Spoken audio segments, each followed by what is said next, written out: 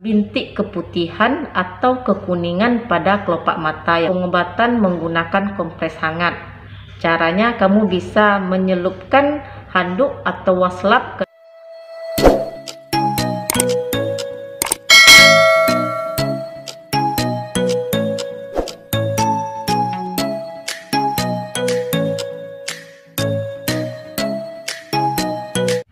Assalamualaikum warahmatullahi wabarakatuh. Dengan Devi Febriani, saya merupakan perawat yang bekerja di kamar operasi. Kali ini mari kita bahas mengenai hordeolum. Hordeolum ini merupakan suatu infeksi yang terjadi pada kelopak mata berupa benjolan kecil yang sekilas terlihat seperti jerawat yang tumbuh pada daerah bulu mata.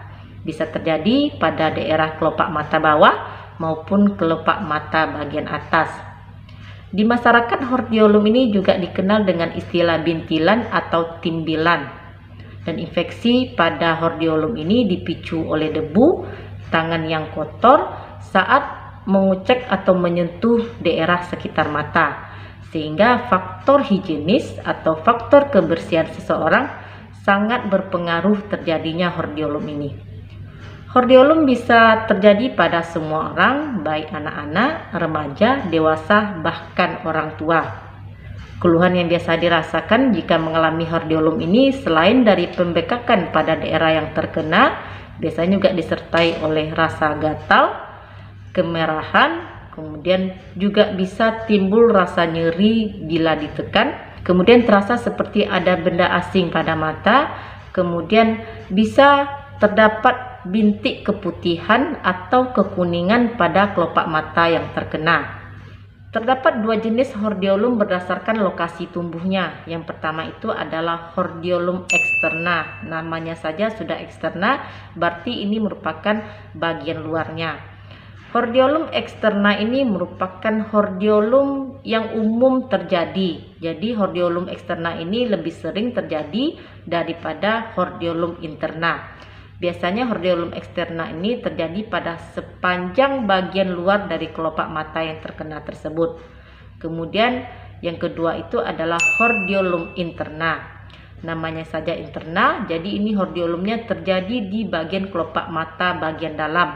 Jadi benjolannya terjadi di bagian dalam dan akan terasa nyeri karena dia akan menekan daerah bola mata.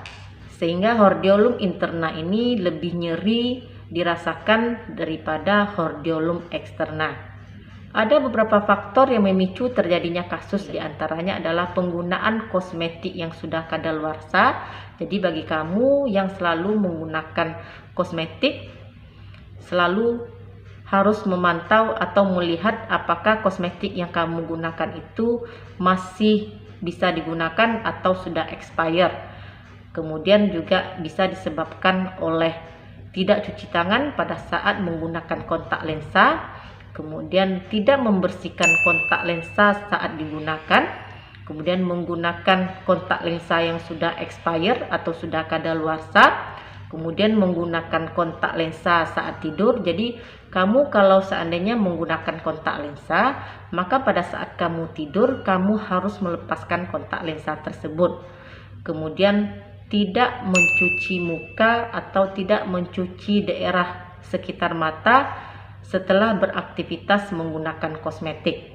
Jika kamu mengalami gejala hordeolum ini pada hari-hari pertama, kamu bisa melakukan pengobatan menggunakan kompres hangat. Caranya kamu bisa menyelupkan handuk atau waslap ke dalam air hangat, kemudian kamu kompres bagian kelopak mata yang terkena hordeolum sekitar 10 sampai 15 menit. Lakukan 3 sampai 5 kali sehari. Ini bisa membantu penyembuhan daripada hordeolum ini. Bila dengan melakukan kompres hangat penyembuhan dari hordeolum ini juga tidak bisa diatasi, maka kamu harus berkonsultasi dengan dokter mata untuk mendapatkan obat-obatan untuk mempercepat penyembuhan hordeolum ini. Namun, jika hordeolum ini sudah kamu alami 1 sampai 2 minggu, biasanya dengan menggunakan pengompresan ataupun obat-obatan tidak bisa diatasi, maka dokter akan melakukan tindakan untuk pengangkatan hordeolum ini. Pengangkatan hordeolum ini pada orang dewasa bisa dilakukan secara pembiusan lokal Namun jika terjadi pada anak-anak, maka pembiusan yang dilakukan untuk mengangkat hordeolum ini menggunakan pembiusan secara general anestesi atau menggunakan pembiusan secara umum. Beberapa kasus pengangkatan dari hordeolum ini biasanya cenderung dilakukan pada kasus hordeolum interna, karena biasanya hordeolum interna tidak bisa pecah dengan sendirinya. Sementara jika kamu mengalami hordeolum eksterna, jangan coba-coba untuk memecahkannya sendiri, karena risiko infeksinya menjadi lebih besar dan kumannya bisa terkena pada bagian mata yang lain, akan menimbulkan infeksi pada bagian mata yang lain. Dan apalagi jika kamu menggunakan tangan yang tidak dicuci terlebih dahulu, maka penyebaran infeksinya menjadi lebih tinggi. Memang hordeolum ini bukan merupakan penyakit yang berbahaya, tapi tentu saja bila sudah mengganggu penglihatan karena bengkaknya sudah besar dan terlalu sering kambuhnya, maka penanganan secara medis harus kamu lakukan. Bagaimana cara menghindar agar tidak terjadi hordeolum ini? Bagi kamu yang melakukan aktivitas di luar yang mungkin saja terpapar oleh debu-debu yang bertebangan, kamu bisa melindungi mata kamu dengan menggunakan kacamata.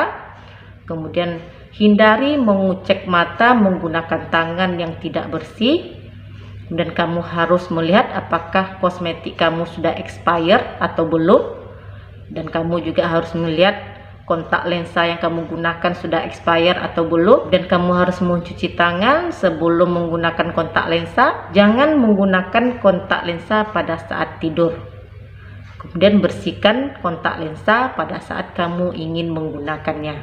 Dan jika kamu merupakan orang yang selalu menggunakan kosmetik di daerah wajah, khususnya daerah mata, kamu harus membersihkan make up tersebut sebelum kamu tidur.